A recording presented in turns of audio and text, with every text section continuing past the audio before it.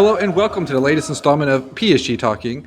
I'm your host, Ed, and on today's show, we're talking all about PSG's 3-2 win over Lyon, the Champions League draw, and whether Ligue should take a page out of the NFL's book when it comes to marketing the game.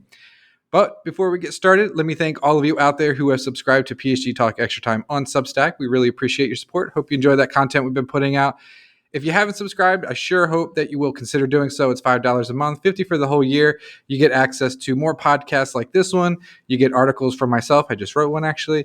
And we've got top journalists who cover PSG and French football contributing. So make sure you give that a consideration. All right, joining me today is, once again, Marc Damon. You can follow him on X at MarcDamon9. Marc, welcome back to the show. We are recording this after the Lyon match on Sunday, February 23rd.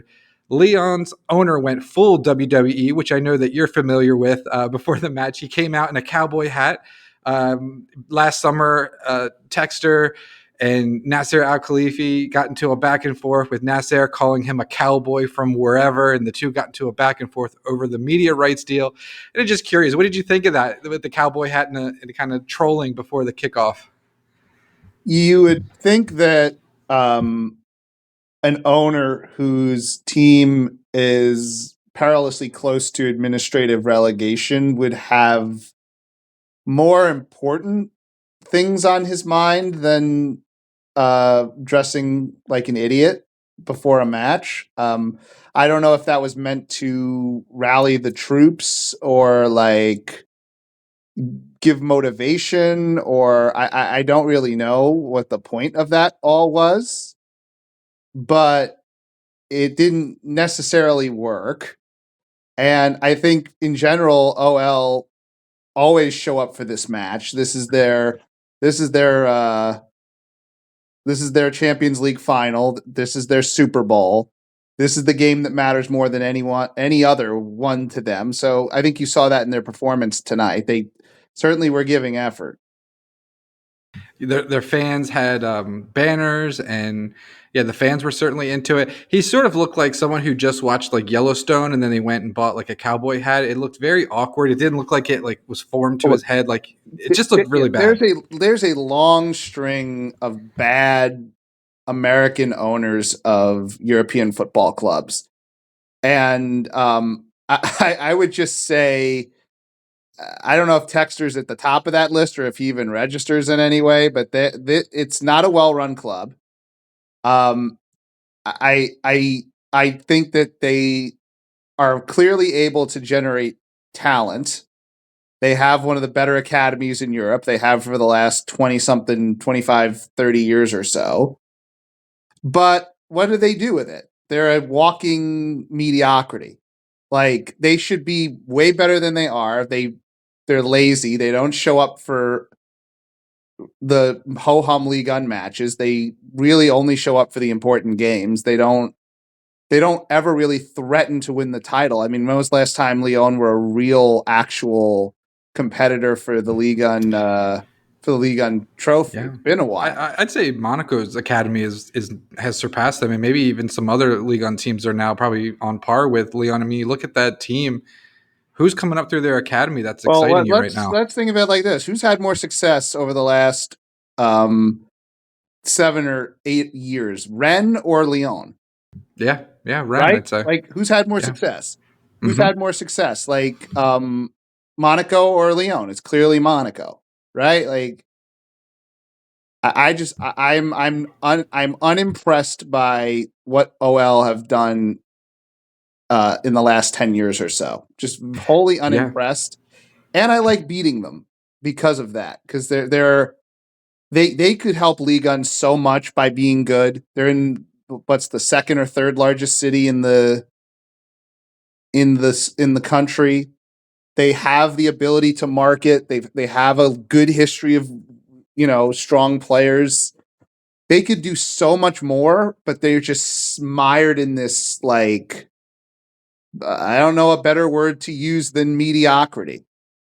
And they certainly could get relegated, or with the financial issues, it could get really ugly for them. This may be the last time PSG plays them in a while, so we'll have to see. Just real quick, one more thing. I've always said, ever since they did that commemorative. Do you remember the commemorative mug stunt they pulled?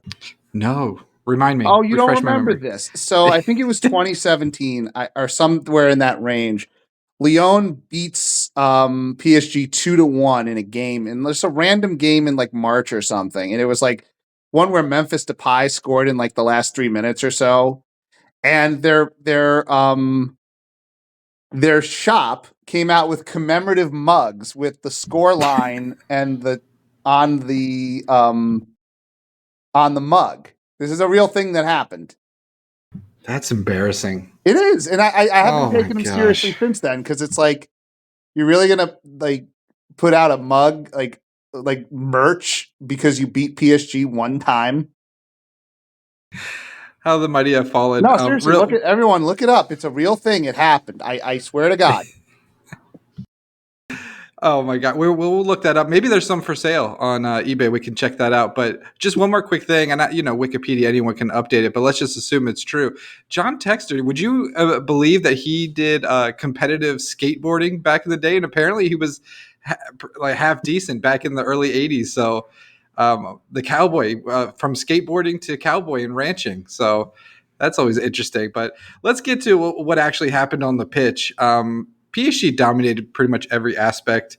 It was a one-sided affair. Even though the first half ended 0-0, I think Lyon had like less than 90 completed passes. They had an XG of 0.08. Like they did absolutely nothing.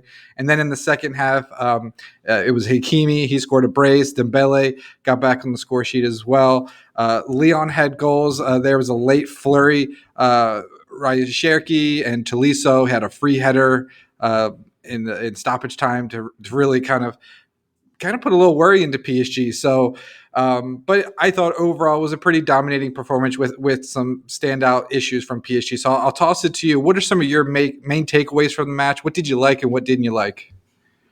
So this would again they played on Wednesday against Brest, which wasn't exactly a high leverage Champions League match. They Yeah, didn't, the 7-0. it wasn't like it'll take all the energy out of you, but they had decent amount of rest before this game. I think it was choppy for the early part of it. I think Lyon are always very aggressive in games like this in their midfield. They're always trying to pressure. They're always trying to turn the ball over and create chances. And I think PSG did a very good job limiting Lyon's ability to counter, limiting their ability to ever really get on the ball. And you had like, what was it? I think at one point it was like 1.29 to like 0.08 in the XG stat. So they were less than a tenth of a goal expected. And that's not all that surprising given the way I think that they set up and the way that PSG were able to control the ball. And they should have had a couple of goals in that first half. I thought, what was the Mata, the guy, the center back, Clinton Mata, Yeah, who crashed into the makes that goalpost. save off the line, almost breaks his Yeah. leg in the Yeah. process. Like you knew once you saw that this was a team that was going after it and they were going to play with a real level of energy and effort. But they just didn't really have, I think, the skill matchup in that first half. And second half game came a little more open. I thought PSG were really good down that left-hand side. You got two of those goals, the first goal and the third, the Hakimi goals were created because PSG were able to get behind the OL defense a little bit and get some pressure down the left-hand side.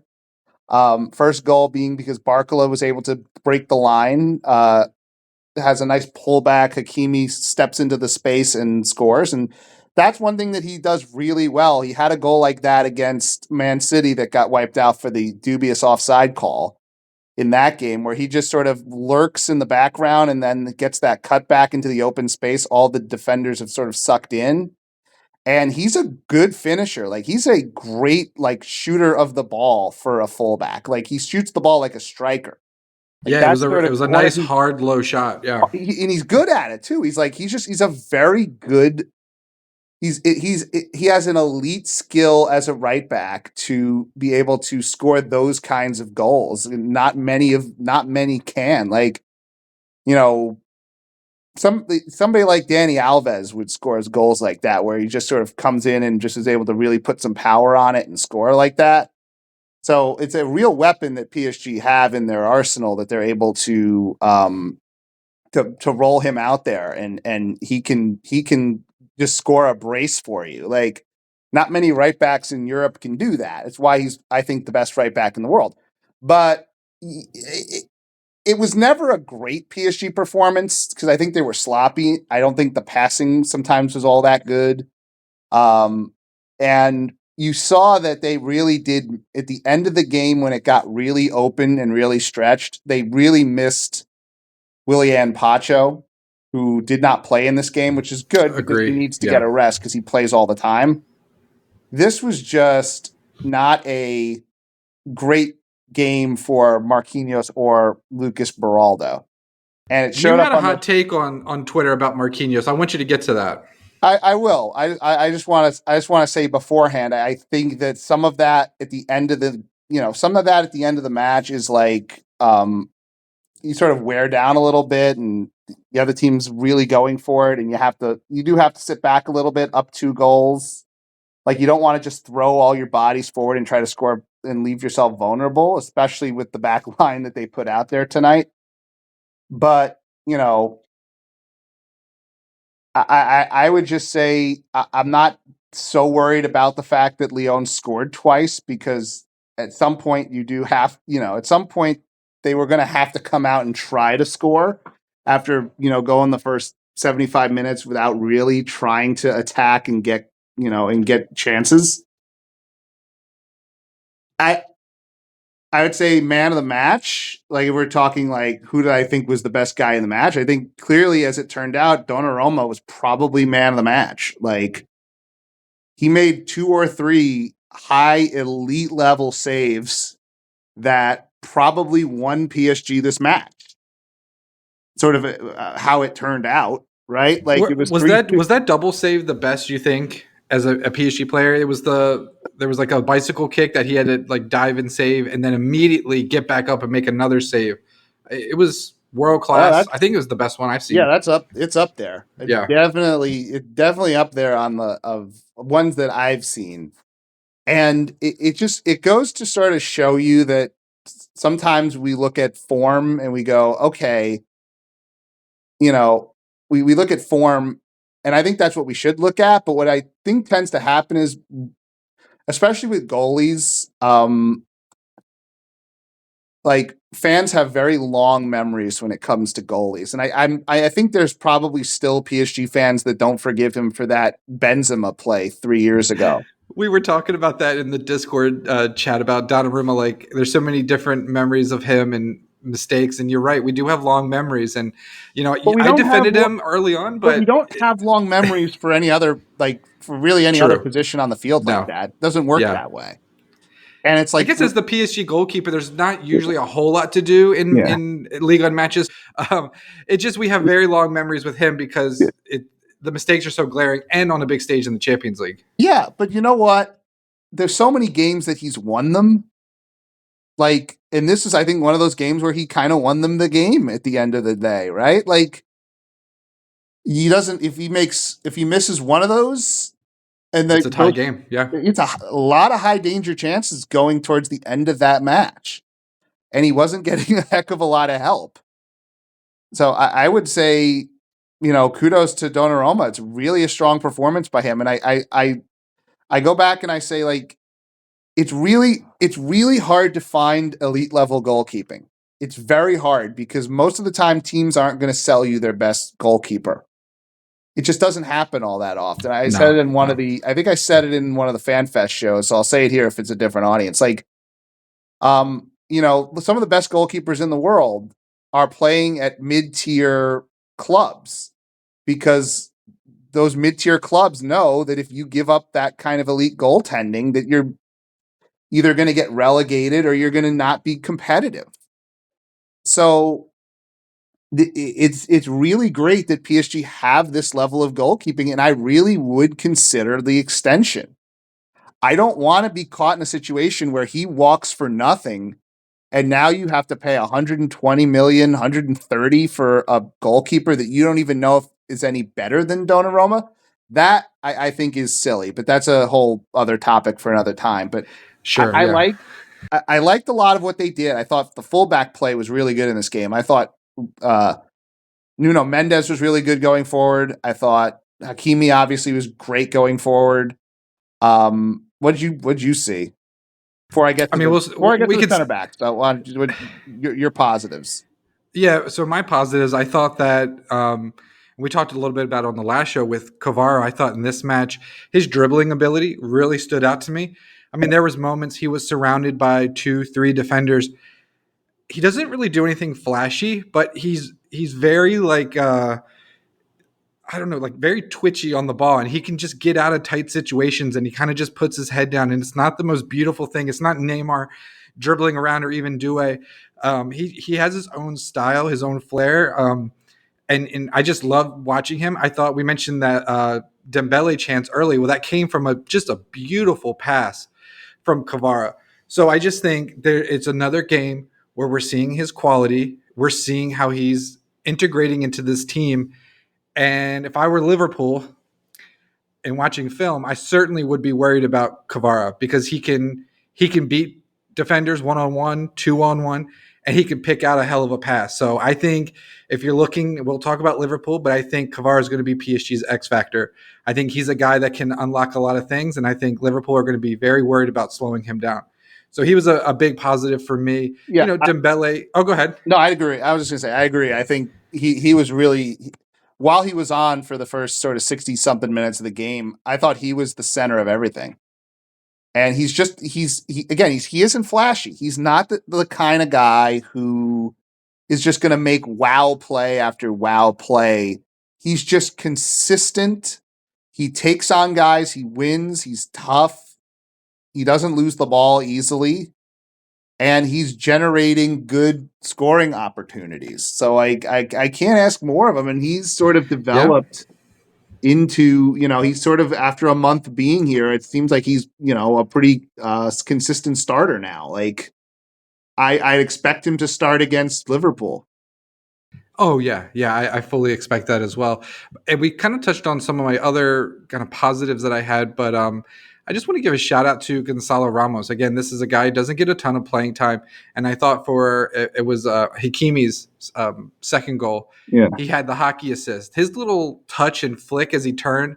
Now that was a really nice, beautiful touch.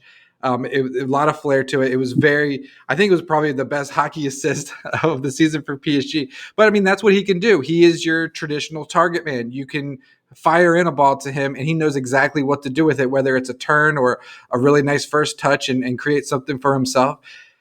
There may not be a ton of minutes for him, but when he comes on, he is always involved in a goal. And so I just love that he's continuing to contribute. He's not getting down on himself. He's not frustrated with lack of playing time. It doesn't seem so. He just knows when I get my moment, I'm going to shine. And that's what he did tonight.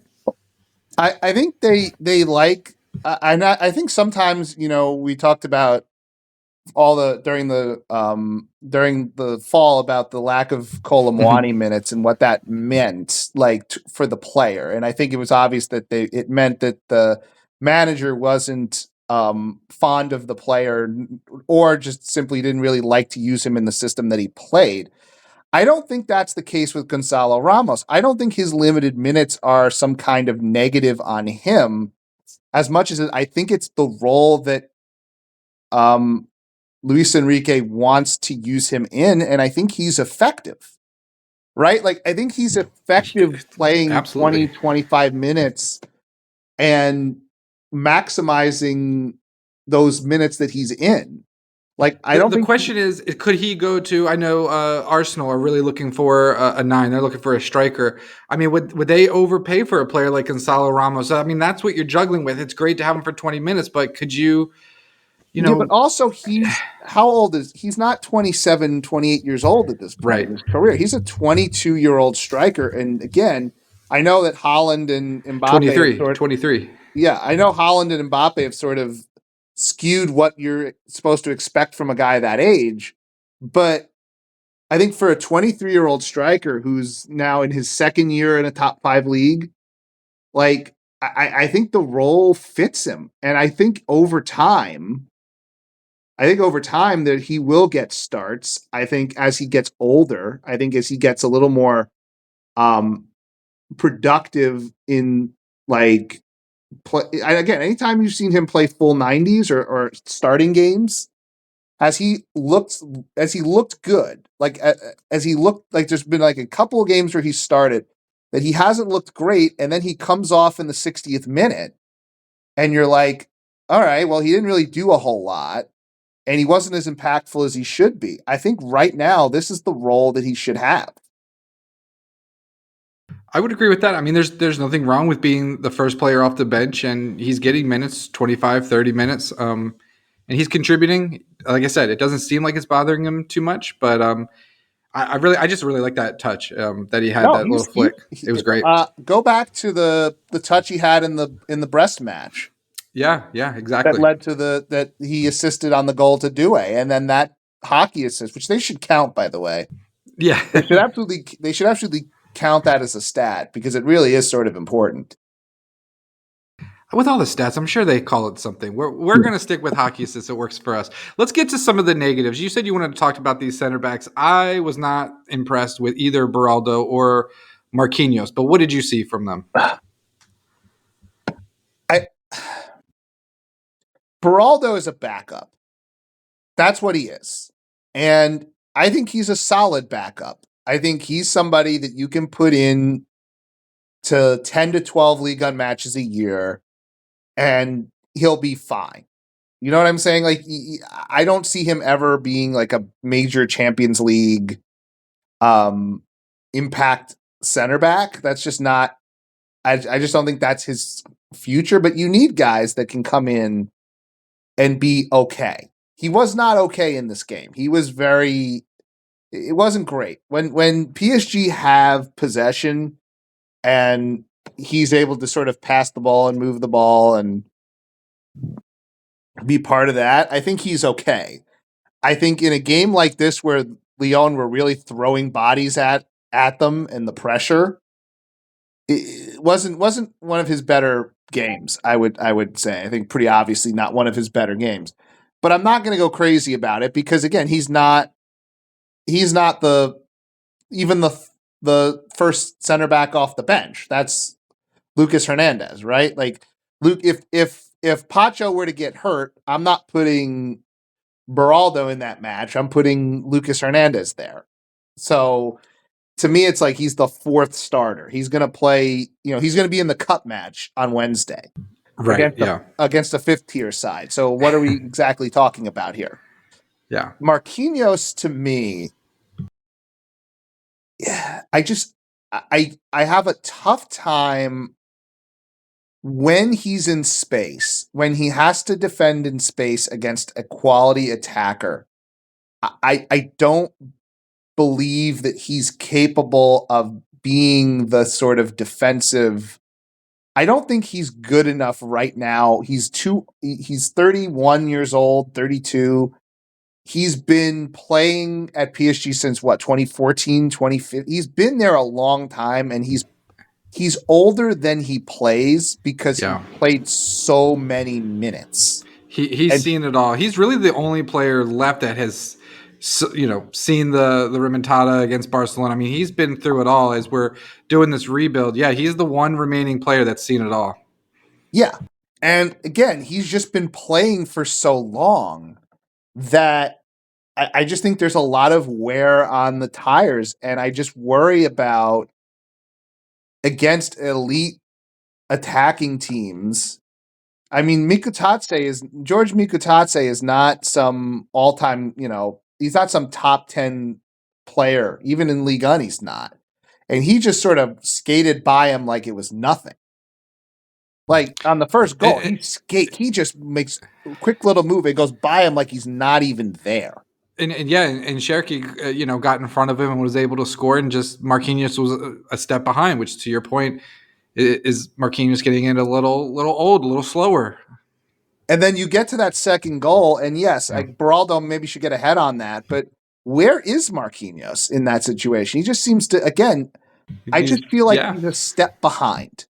And I worry about facing Liverpool or any of these good teams, and he's your right-footed center back. I'm not saying that he's he's like completely washed. I'm not saying like he's not useful, but I that's the blinking. If we're talking about like what's the blinking red light here with this team, what's the position you look at and go, that's a weakness that a good team can exploit? I think it's Marquinhos. I do. It makes it even more important, a player like Konate at Liverpool, if we could sign him in the summer, because I think Marquinhos, keep him in the team, but he should be with Lucas Hernandez coming off the bench as a third or fourth option. But you look at, I think that's and we'll get to it, but I think that's the difference in the matchup for PSG and Liverpool. I think their center backs are just, I like Pacho, and I think Pacho will be one of the best center backs in the world, but he's not quite there yet. He's getting there.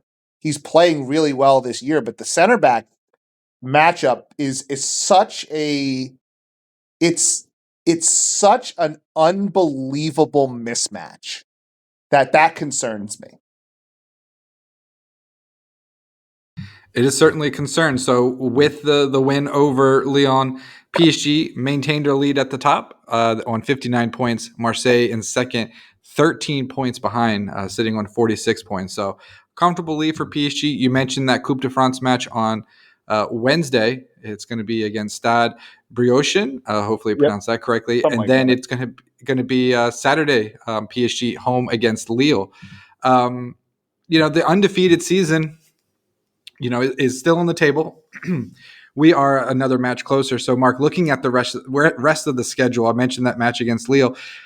What matches concern you here that you think PSG could trip up here? Okay, so we're not counting the undefeated streak is strictly in Ligue 1. It's a domestic one, I guess, if you want to say that too. But yeah. All right, so I'm going to try to, let's see if we can walk through these. I already know mine, and I'll just say it real quick. Ran away. That's a match that always gets PSG. If they're going to trip, it's going to be that one. Ran away.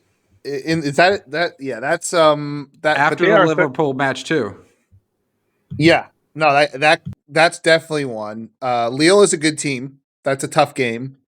Marseille is a tough game, even though I think once you get past the Marseille game, I actually don't think there's really one in here that Strasbourg sometimes maybe away. I mean, obviously they could stumble and fall at any moment here. There's 20. That's why I don't really like talk about it all that much, because they have 11 more. They have 11 more games left. You'd have to go undefeated in 11 games. Yeah, which is hard. Like it's not. It would be cool if they could. I don't think they've never done it. Done the invincible routine and go undefeated in a entire Ligue 1 campaign. But you get to the end of the year, and especially if they're out of Champions League, there's going to be some of those games where you've already won the league. That's a really hard to get up every week for those games. So I still think it's too early to really game that out, because there's still really like 2/3. There's like a third of the season left.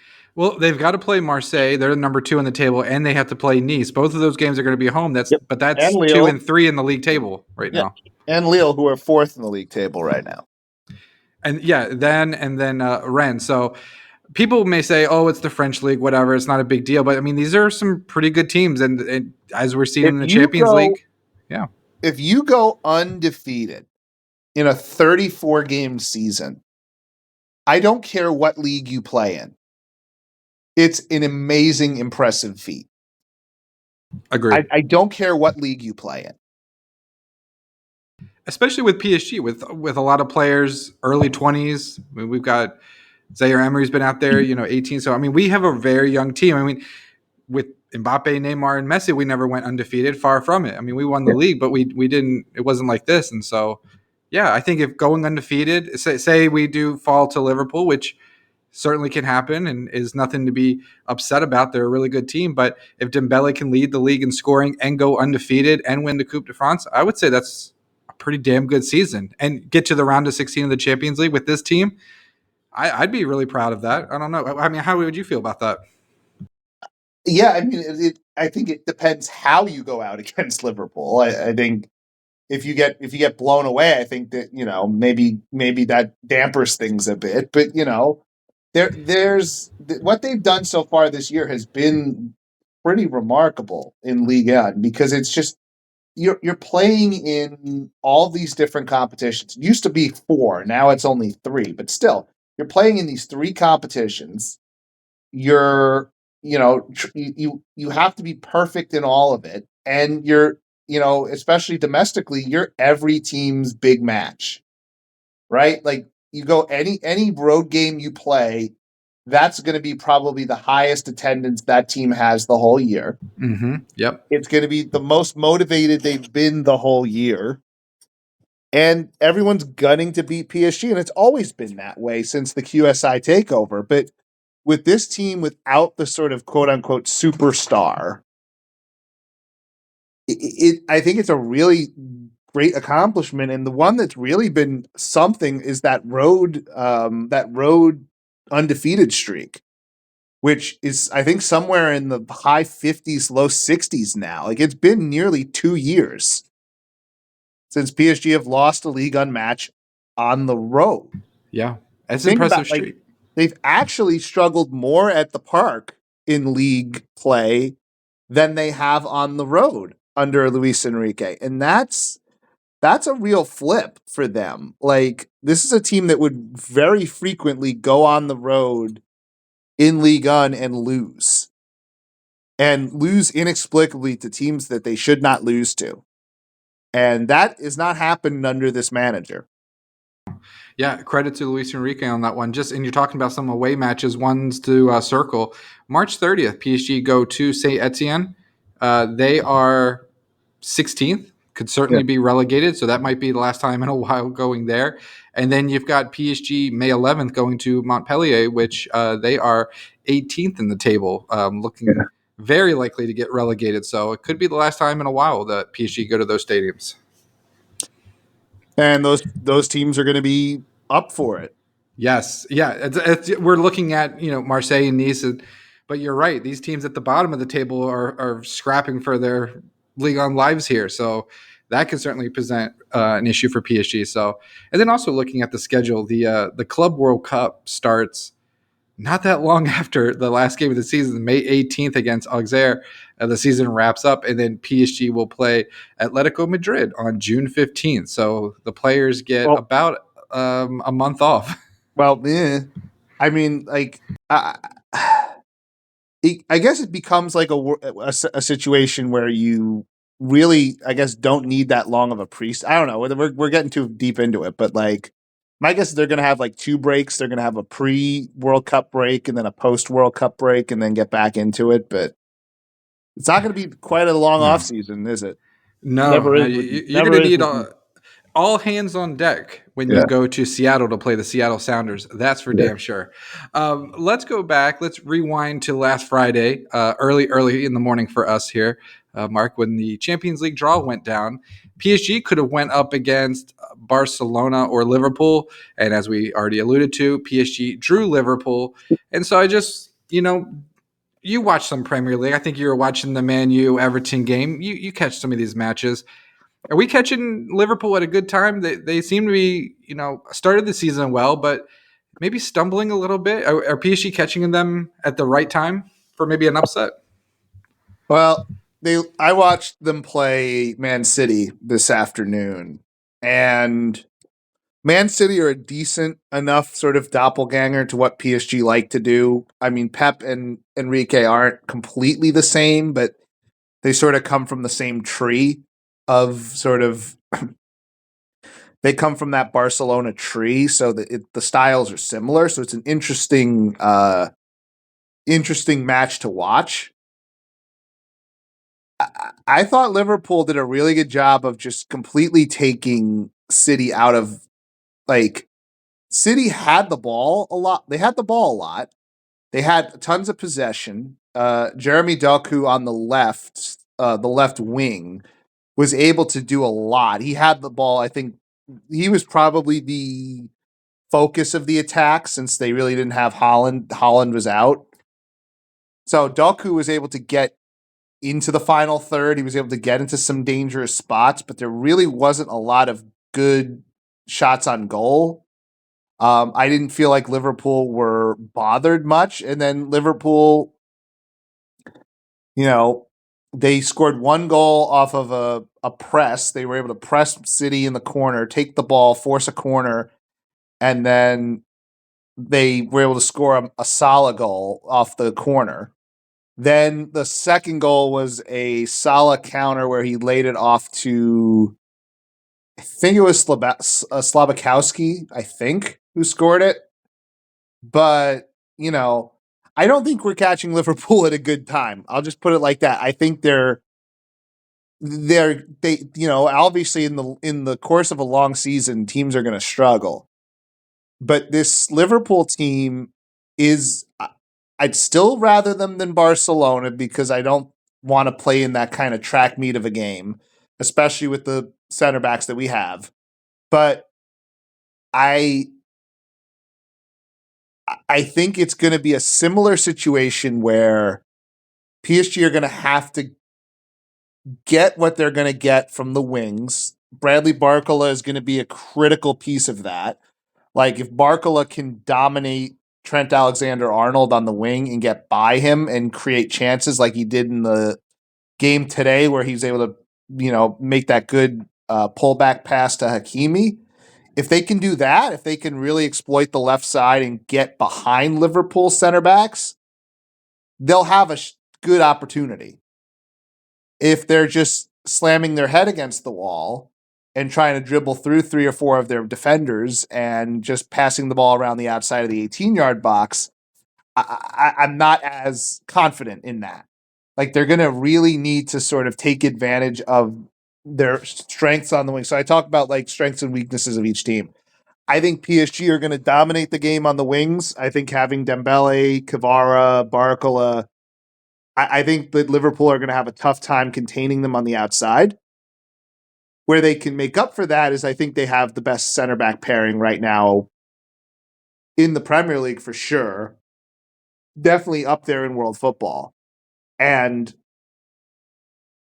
PSG are going to have to score, right? They're going to have to score. And the last 2 times they've been eliminated from the Champions League, they have gone scoreless over 2 legs. So they're going to need to be efficient because Liverpool aren't going to give them a ton of high danger chances. And they're going to have to be really strong in not allowing Liverpool and especially Mo Salah to counter them. So it's an interesting matchup. I think it's going to be, I think it's the tie of the round of 16, and I think it has a chance to be the best tie in the whole Champions League this year. I think between, the quality of the teams, the skill offensively, and I think the fact that both of these teams play we talk about, it's kind of rare to talk about this when it comes to PSG, but they both play a unselfish, team-oriented style of football. And I look forward to watching it. It's going to be really fun, especially if you're not rooting for either of the teams. Like, it's a very fun matchup. And there's strengths and weaknesses on both sides, and both teams can take advantage of it.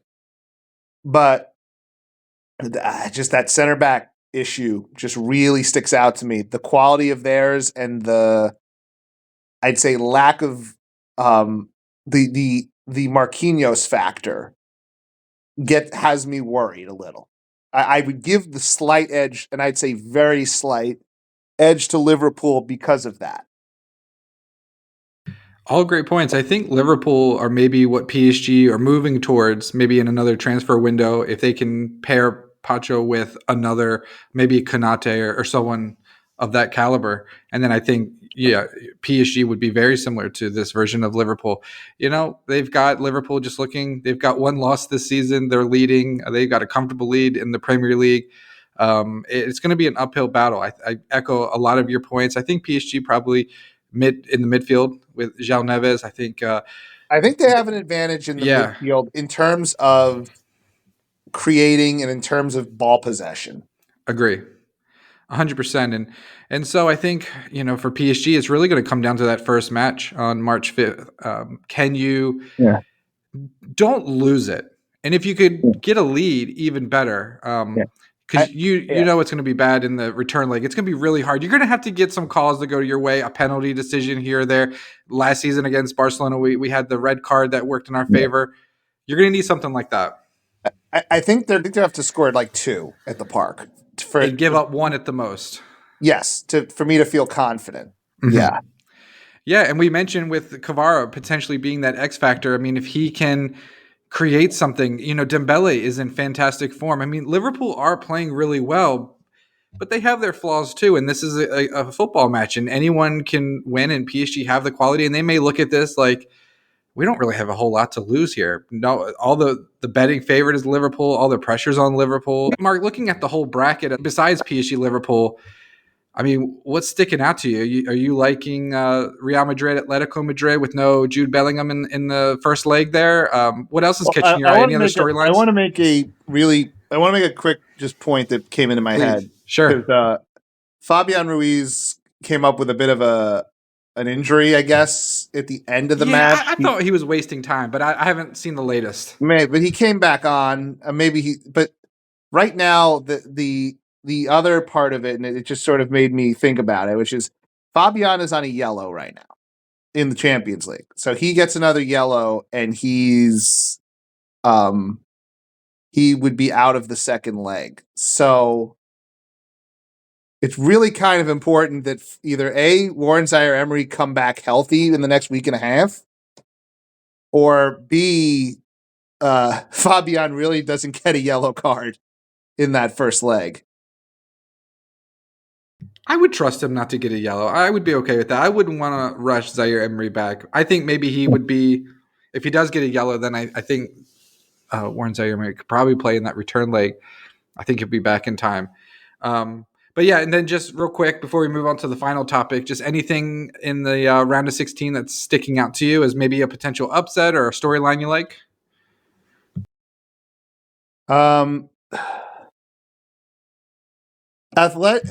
Real Madrid's going to probably, I'm just going to say it now, Real Madrid's probably going to win the Champions League. Like, I'm going to bleep that out. I think they're just such the clear favorite that I don't even know if it's like, no. I don't even know if it's is worth this having. Like reverse psychology you're doing right now? No, who's beating them? The only teams that can really beat them are Liverpool, PSG, and Barcelona, and I don't even know if PSG can beat them. I think Atletico can stick with them. No Bellingham for the first leg. I think so. Doesn't matter. They'll pull some midfielder out of their ass and they'll be. Modric will hit a volley like he did today. Ridiculous. Like there's just something about knowing how to win. It's not something you can measure analytically. If you go in there and you have to have a level of confidence to beat Real Madrid, because they're not going to beat themselves and you're not going to get any help to beat them. So you have to really actually beat them. I look at the bracket, I'm like, that right side of the bracket, it's either Barcelona or Inter. I don't actually think Bayern's particularly great this year. I think they're gonna be maybe a one and done if they get through the round of 16. I don't think they make it through the. I don't think they make it through the round of 8 if they go, especially if they're going against Inter Milan, who I think might actually be slightly a better team than them. But if you're just listing the favorites right now of who you have, in order, I'd go Real Madrid, Gulf, Barcelona, and I mean like a cavernous Gulf, Barcelona, Arsenal, PSG, Liverpool, all in that sort of next. Maybe Liverpool second or third, but I think PSG are probably like the fourth or fifth best team right now in that bracket of 16 Sure. teams. Yeah. And Yeah. that's pretty good. Like for a team that again is not at its full for a team that's not at its full potential, really not at its full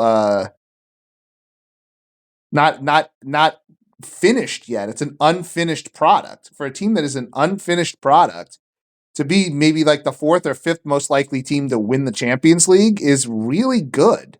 Like it's nothing to scoff at, really. That's why it's like I want to see them put out the effort against Liverpool, play as hard as you can. Don't leave it, don't leave anything out there, just play it hard. See what happens. PSG to advance in the Champions League and have a chance to win it have to play close to their best game every single time they go out there, right? You wouldn't overly disagree with that point. No, 100% agree. Real Madrid can play like absolute garbage for long stretches of time and still win. That's the difference.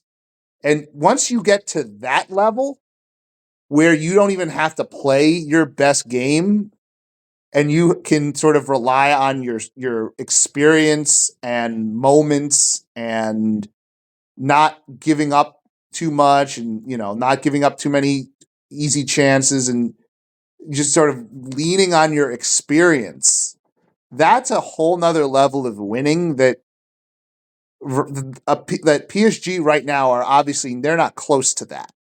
And that's okay because we're in year 2 of this thing. So I don't, they're not going to be at that level. So I'm curious when they play a Liverpool, is Liverpool one of those teams where they don't have to play at their best to win and beat PSG. They could see the possession. They could be outpossessed 70-30, and PSG just don't generate the amount of scoring chances you need them to generate, and eventually you switch off for 10 seconds. You switch off for 10 seconds and they score. That's the concern, and I think that's why this tie is so interesting to me. Yes, it's going to be a very interesting chess match between the two managers. It's a test for this young team to see if they are capable of answering the bell against a team that is not going to beat themselves, that has Champions League pedigree, that has experience, and that's going to be the real interesting test here. And I'm happy that we drew Liverpool, and I'm happy that PSG are going to have this opportunity to win or lose. They're going to learn, and that sometimes we talk about that being there are no moral victories in sports, but for where PSG are right now, I'm not even trying to reverse jinx or like dampen the mood, but this is a learning experience. It's going to be a real learning experience for this club. Yeah, it's a big opportunity. For them, I wrote the article on our Substack about it's just a massive opportunity for them to. I think by and large, a lot of the media is just not paying attention to PSG. There's none of the superstars are there. There's really no reason to watch them. And when you did see them against Arsenal early in the season, they didn't look great. They kind of scraped by early on, and people. And okay, 10-0 aggregate win over Brest. That's not going to get the football media at large to really take notice. And so I think a lot of people don't know what to expect from PSG. So like you said, this is an opportunity. It's a learning experience. And you know what? They've got a puncher's chance to win this. They got more than a puncher's chance. Absolutely. They got way more than a puncher's chance. They got a legitimate chance to win. It's just, when rubber meets the road, can they play their best games? And they're going to need to do that. Can they do it? They've got the quality. They've got the ability. They've got the manager. They've got a couple weaknesses, but so does Liverpool. So, yeah, I think you're right. So it'll be very interesting. March 5th at the Park. That crowd is going to be nuts. Jealous of anyone who's going to be in the stadium for that one. All right, Mark, let's get to the final topic here. We're going to completely shift gears. And we're going to talk about the NFL for a second. Stay with Sure. me, everyone. So today they announced they're going to play games in this upcoming season in Brazil, Germany, Spain, Ireland, and then they're going to have 2 matches in London. We've touched on this topic before, but I want to bring it up again with this news coming out and say, do you think there's ever a chance that Ligue 1 or any of the top 5 leagues, I think La Liga has kind of toyed around with this idea, do you think any of them will start playing league matches outside of the country? With Ligue 1 struggling, just even the novelty of, hey, PSG are playing a real French league game in New York or in Montreal or in Miami.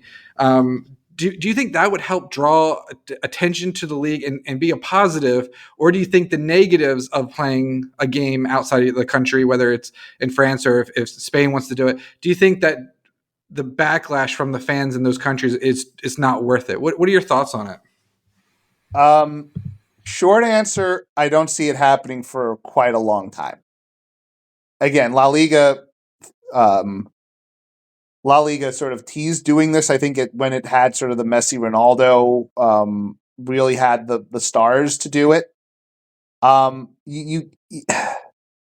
NFL is its own. The NFL is its own monolith of a pro sports league. The NBA is starting to do it a little bit. The NHL does it a little bit. That's right. The NBA played with Wemby. They had a game in Paris. All of the American sports leagues have pretty much done it at this point. They've played a regular season game overseas. American sports are just different in the sense that most fans are the television. I try to put this in because this is sort of a. I think I know where you're going. Not complicated, but it's just hard to explain. It's just you got to get the right words to explain it. Americans have the hardcore American sports fan is very much used to watching most of the games that they consume on television. Even in the NFL, most NFL fans don't go to NFL games, and there's only 8 home games a year. It usually costs a decent amount. You know, if you're in a major market, you're forking well over $100 to go.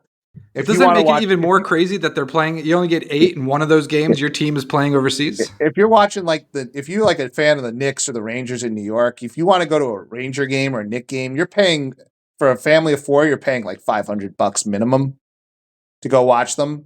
So the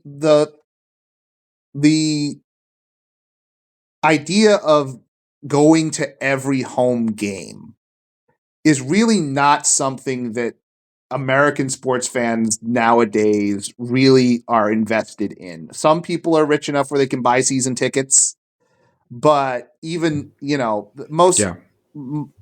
if a season ticket holder, if they're willing to pay $10,000 for season tickets, they're probably willing to pay the $2,000 it'll take to fly overseas to watch the team if they absolutely want to. Pro sports, to go to every game of the team you root for, you have to be incredibly wealthy in the United States. So most people just watch the games on television. You go to France, go to Spain, go to England. These are not wealthy people going to these football matches, all in all. Maybe in Paris, where depending on where you're sitting, there's some pretty expensive seats. But the people that are watching from the Auteuil end or the Bologna end are not wealthy. They're not making 7-8 figures a year. They're not sitting next to Kim Kardashian when she comes. These are hardworking, blue collar people that go to watch these matches, and to take a match away from them to go put it in New York or to go put it in some other country, like. The culture is different where the resistance is higher to that kind of thing. And I think the first league to do it would have been La Liga when they had Messi and Ronaldo, like to put a Clásico in like Miami or something. But again, I think you would have had such a fan revolt of that. So the idea that they're going to move important games to for a good example of this, if it's PSG versus like Auxerre and you play that in Montreal, I don't think you're going to get a big audience for it. Even if it's like Real Madrid versus like Las Palmas, I don't think you're going to get a huge audience for that. I think you would. I think you'll get Look an at the audience. summer matches. I mean, Real Madrid comes over with like their BC team, and they'll fill up the Rose Bowl. But also keep in mind, this is the other part of this, especially when it comes to the United States. All of those stadiums are football stadiums that they're going to. And those football stadiums in the summer are much easier to book because the football team isn't playing during the football team isn't playing during that time. That's true, yeah. So you can go in July, in June, and play the Club World Cup in football stadiums, or you can play the World Cup in football stadiums because the football teams aren't playing. So you're able to do that. Now, imagine again trying to play a regular season weekend game in New York in November or December. But they do that with concerts. When the home team is away, Taylor Swift will play there. They're used to doing two things. Okay, yeah. Yes, but that's because they put tiling over the field. So it's not like they're ruining the field. You'd have to play a game. You'd have to convert the turf to grass. If you don't have a grass field, you'd have to convert to grass just to play a regular season League, La Liga or Ligue 1 or Premier League game. It's very hard to do that. There's a lot of logistical issues as to why it wouldn't work in the United States. Places around the world, maybe. Like if Nasser, and Qatar get more pull in Ligue 1 than they already have. They already have the Super Cup and those kind of matches that they can sort of ship to other countries as sort of glorified exhibitions. Maybe you get a Ligue 1 match in Qatar in the winter where it's warmer or something. That's a possibility. I'm like, maybe you get like a Classic in Qatar or something. Or a Saudi Arabia or a country like Saudi Arabia just pays an ungodly amount of money and you get, they buy the Classico, right? Like that's all possible. I just think it's probably not happening in the United States anytime soon. And if it does happen, it would have to be for such an insane amount of money from one of those sort of sovereign wealth countries in the Middle East that that would, I think, would that's what it would take, I think, for them to play a regular season game outside of their own country. I like the idea. As I think through this, you made a lot of really good points about the logistics and the pitch and all. I think if you're going to do this, you do it after the World Cup. You try to capitalize on that buzz still going on in the United States and Mexico and Canada. So I think you do it the following year after that. And I think you look at maybe taking a game, PSG Monaco, that's, in Monaco, that stadium's not typically full. If you took a game, would the revolt there be as high as maybe taking a match away from Marseille or Lyon? Probably not. So I think, if you're going to do it, that's probably the fixture that you look to do it. And then you bring that over and you try to capitalize and then just the novelty of it. Because you're right, a lot of leagues aren't going to do it for all the reasons you just outlined.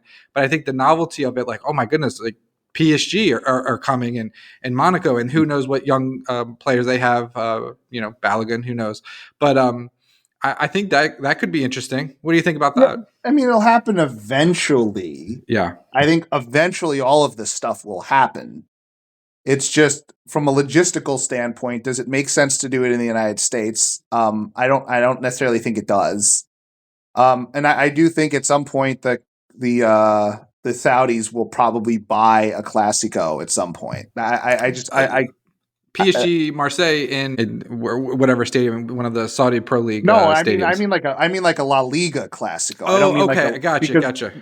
Yeah, I think Qatar could buy like a Classique, a PSG Marseille kind of match. I can't see that. They would be That's a big game. If you give Ligue 1 50 million euros or 100 million euros to do it, they're going to do it, right? Like it just comes down to money. Then what you're saying, you have all these boxers that now, the money in boxing now is so absorbent because the Saudis have just completely blown out the.